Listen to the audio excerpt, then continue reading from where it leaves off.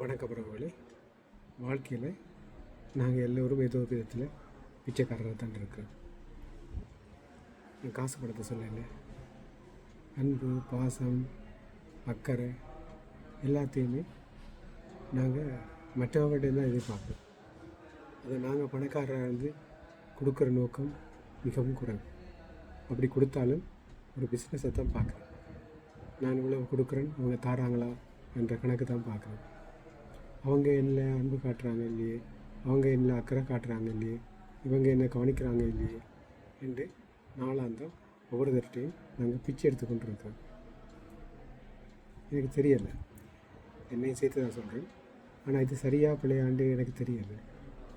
ஆனால் நாங்கள் ஏன் பணத்தில் பணக்காரராக மாறி எல்லோருக்கும் கொடுக்கணும்னு நினைக்கிற மாதிரி இதுலேயுமே பணக்காரராக மாறக்கூடாது? கொஞ்சம் யோசித்து பாருங்கள். நானும் யோசிக்கிறேன். நன்றி.